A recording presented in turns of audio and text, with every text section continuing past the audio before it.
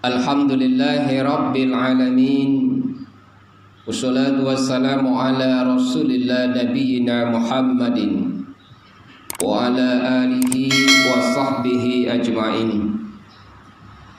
Ashhadu an la ilaha illallah wa ashhadu anna Muhammadan abduhu wa rasuluh. Allahumma salli ala Muhammad wa ala ali Muhammad. Ya ayuhan nas ittaqullaha haqqa tuqatih wa la tamutunna illa wa antum muslimun, amma ba'd. Ma'asyiral muslimin, jamaah Jumat yang insyaallah dimuliakan Allah Subhanahu wa taala.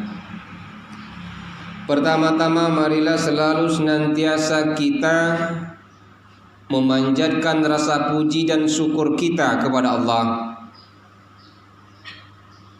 Mudah-mudahan hari ini hari Jumat, Allah senantiasa menjaga iman kita, menjaga nilai-nilai kesehatan kita, sehingga kita dari sekian hambanya, dari sekian banyak umat Islam, kita masih dipilih untuk berniat melangkahkan kaki menuju rumah Allah, melaksanakan ibadah di hari Jumat ini. Kenapa kita harus bersyukur kepada Allah? Masih banyak saudara kita di luar yang dipanggil untuk melaksanakan ibadah, terdengar suara azan, tapi punya mata tidak melihat, punya hati tidak mendengar, tidak merasa, sehingga tidak terpanggil menemui panggilan Allah Subhanahu wa ta'ala.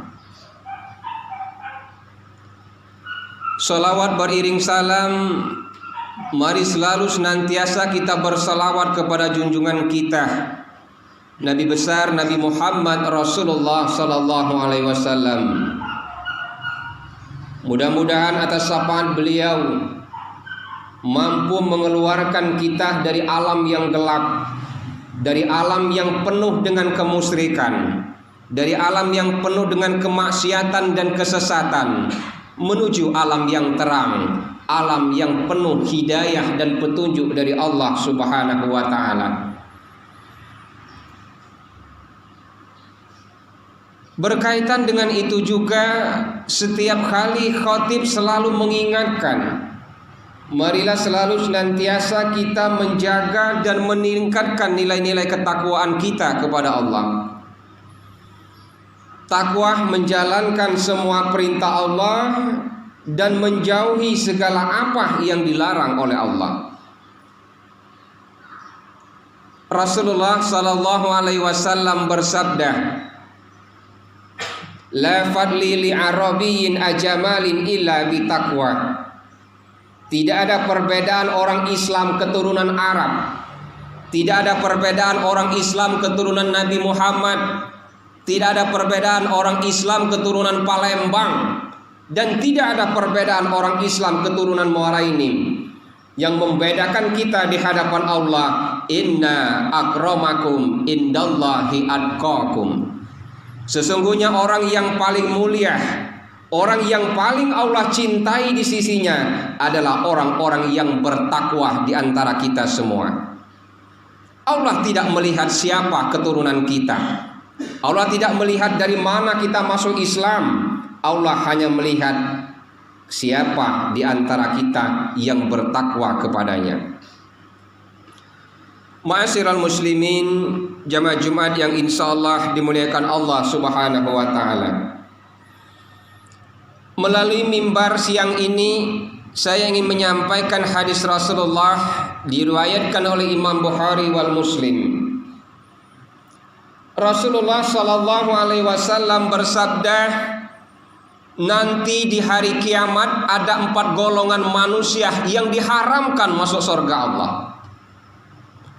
Ada 4 kelompok umat Islam atau ada 4 kelompok manusia yang diharamkan masuk surga Allah. Mendekat surga saya tidak, Pak, diharamkan. La yudkhilakumul jannah. Ada 4 golongan orang yang diharamkan masuk surga. Mudah-mudahan 4 golongan ini tidak ada di dalam jiwa kita nanti. Kelompok pertama, orang yang diharamkan masuk surga, mudmin khamrin, orang yang gemar, orang yang suka minum minuman keras. Allah haramkan jasadnya masuk ke dalam surga Allah Subhanahu wa ta'ala. Orang yang gemar meminum minuman keras, orang yang suka mabuk-mabukan, kata Nabi, maka orang yang seperti itu diharamkan masuk surga Allah Subhanahu wa ta'ala. Kenapa diharamkan oleh Allah? Dalam kajian ilmu fikih, al-khamar ummul khaba'is. Minuman keras itu nenek moyang dari semua kejahatan dan dosa. Jadi semua apa yang bersifat memabukkan maka hukumnya haram di dalam Islam. Sehingga Allah ingatkan dalam surat Al-Maidah, ya ayyuhallazina amanu innamal khamru wal maisir wal ansab wal azlamu rijsun min amali syaitan. Hai orang-orang yang beriman, kata Allah, jangan kalian dekati minuman keras, jangan kalian dekati perjudian. Semua perbuatan yang mengandung nasib, yang bernilai tanpa kita mau berusaha, diharamkan oleh Allah Subhanahu wa ta'ala. Minuman keras dan perjudian salah satu perbuatan, wal azlamu rijsun min amali syaitan. Itu adalah perbuatan setan, didekati saja tidak boleh, apalagi kita kerjakan, Pak. Minuman keras, orang yang gemar minum minuman keras, mau mereknya topi miring, mau mereknya anggur, mau mereknya apa saja yang memabukkan, tetap diharamkan di hadapan Allah Subhanahu wa ta'ala. Kenapa orang yang meminum minuman keras diharamkan oleh Allah ummul khaba'is, induk dari semua penyakit di dalam Islam? Dahulu iblis itu sangat iri melihat orang yang soleh atau orang yang alim. Makanya di dalam Al-Quran kita diajarkan, ahasiban nas ayyudraku ayyakulu amanna wahum la yuftanun. Kalau kita berani mengatakan bahwa kita ini termasuk golongan orang-orang yang beriman, siap-siap dicoba dan diuji oleh Allah. Jadi orang yang semakin hari semakin dekat kepada Allah, orang yang semakin hari nilai-nilai keimanannya semakin berkualitas, meningkat kepada Allah, siap-siap dicoba dan diuji oleh Allah. Iblis doyan dan sangat senang memuji orang yang beriman kepada Allah. Di zaman dahulu, di zaman Rasul, iblis turun ke alam dunia memuji seorang kiai yang sangat alim. Iblis turun ke dunia menyamar sebagai seorang ulama besar. Datanglah ke suatu kampung, ada seorang ulama yang dikenal dengan tekun beribadah kepada Allah, yang dikenal dengan kejuhutannya kepada Allah, santrinya banget begitu banyak. Iblis turun ke alam dunia menyamar sebagai seorang kiai. Tibalah di suatu wilayah tempat kiai yang akan diuji oleh iblis ini. Sholat berjamaah di masjid. Sang kiai tadi yang bakal diuji jadi imam. Iblis sebagai seorang pendatang musafir, menyamar sebagai seorang manusia, seperti seorang ulama, seperti seorang kiai. Sholat berjamaah di belakang. Habis sholat, berzikir dan berdoa, kiai yang di depan tadi memimpin, dia tidak tahu bahwa di belakang itu iblis menyamar sebagai manusia. Selesai sholat, selesai berzikir dan berdoa, semua jamaah sudah pada pergi, iblis tinggal satu duduk di samping. Kiai tidak tahu itu iblis yang menyamar. Diperhatikan oleh seorang kiai tadi, seorang iblis yang menyamar sebagai seorang ulama tadi. Semakin panjang, semakin lama dia berzikir, dia berdoa kepada Allah sambil menangis, mencucurkan air mata. Iblis berdoa sambil mencucurkan air mata. Kiai ini tadi penasaran. Mas, kamu dari mana? Saya seorang musafir datang dari tetangga desa yang jauh. Kebenaran mampir ke sini sholat berjamaah di sini.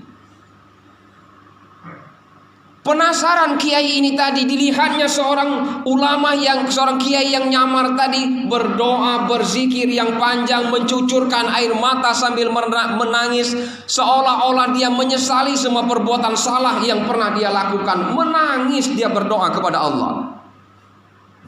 Kiai yang digoda tadi tidak tahu selama hidupnya dia tidak pernah berbuat salah dan dosa, Pak. Selama hidupnya dia berzikir dan berdoa kepada Allah, tidak pernah mencucurkan air mata berdoa.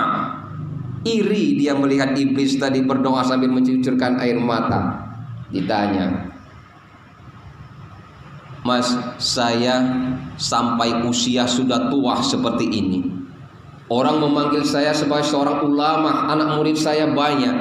Saya tidak pernah melakukan perbuatan yang dilarang, perbuatan yang dilarang oleh Allah. Saya selalu meningkatkan nilai-nilai keimanan kepada Allah Subhanahu wa taala. Sepanjang hidup saya berzikir dan berdoa kepada Allah, tidak pernah bisa saya berdoa sambil menangis mencucurkan air mata. Bagaimana sampean bisa berdoa sambil mencucurkan air mata?"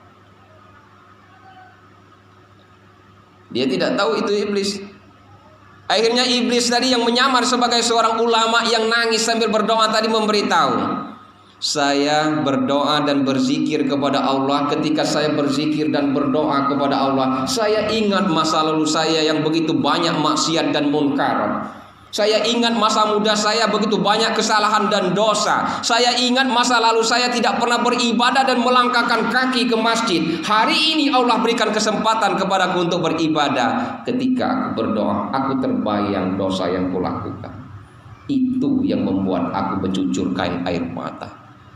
Oh, kata ulama tadi, berarti saya tidak bisa mengeluarkan air mata kan tidak pernah berbuat salah dan dosa. Iya. Kalau Bapak ingin berdoa dan berzikir mencucurkan air mata, minimal Bapak berbuat salah dulu kemudian bertobat kepada Allah. Pasti mencucurkan air mata berzikir kepada Allah. Tergodalah ulama ini tadi. Lalu bagaimana caranya? Sudah begini katanya. Bapak melakukan kesalahan kemudian bertobat kepada Allah. Bagaimana caranya? Itu ada pedang, bunuh bayi. Oh, jangan membunuh, dosa besar. Kalau tidak mau membunuh, berzina dengan wanita yang cantik. Berzina pun dosa besar.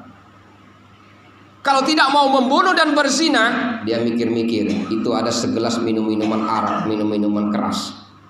Dia berpikir, membunuh dosa besar, berzina dosa besar. Kalau minum minuman keras ini pasti dosanya hanya saya sendiri, kecil.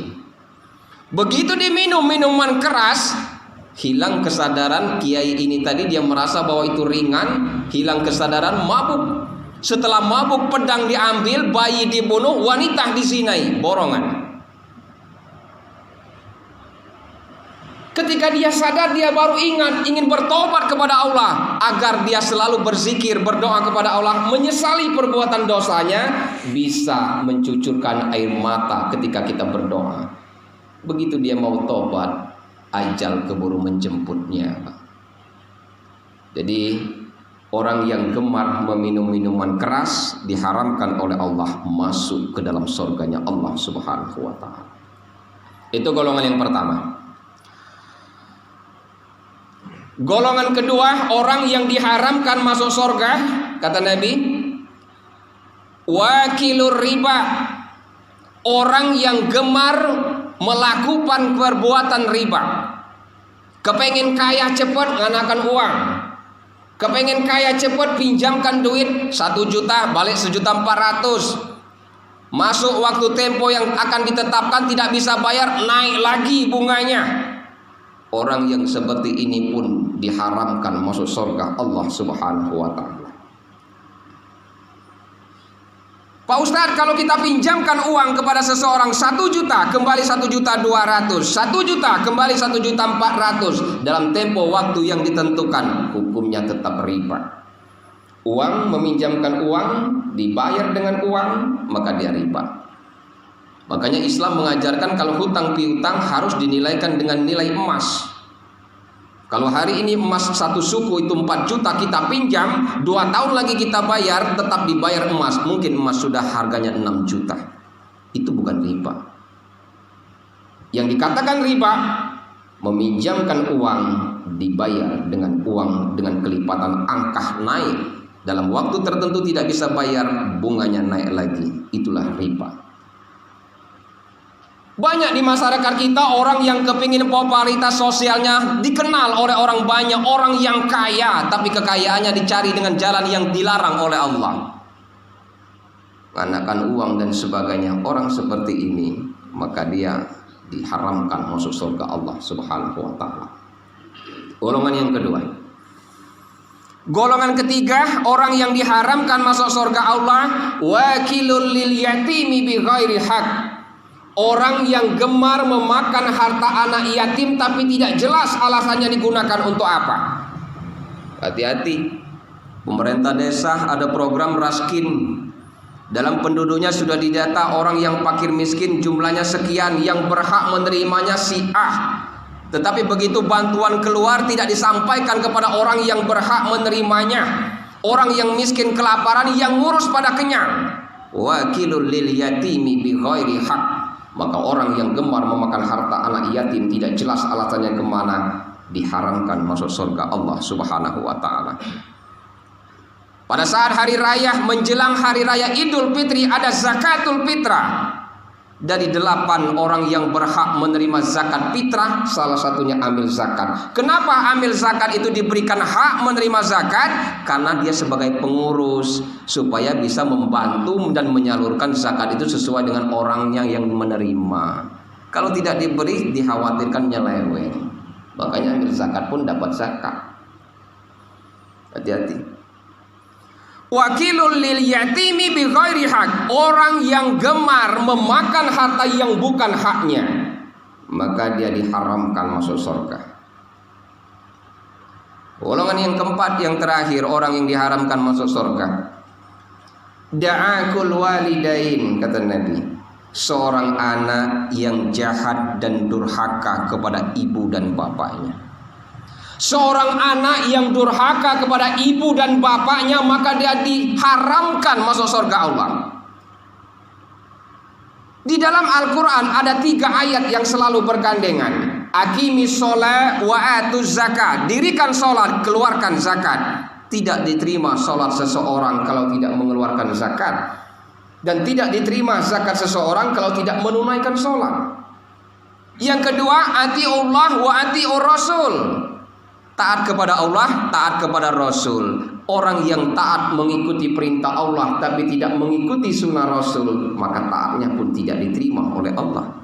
Atau dia mentaati Rasulullah sebagai Nabi Muhammad, tapi dia tidak mengikuti ajaran Allah, juga tidak diterima. Yang ketiga, ayat yang selalu tidak pernah putus dalam Al-Quran. Aniskurli wali walidaika. Bersyukurlah kepadaku, kata Allah, dan berbuat baiklah kepada ibu dan bapakmu.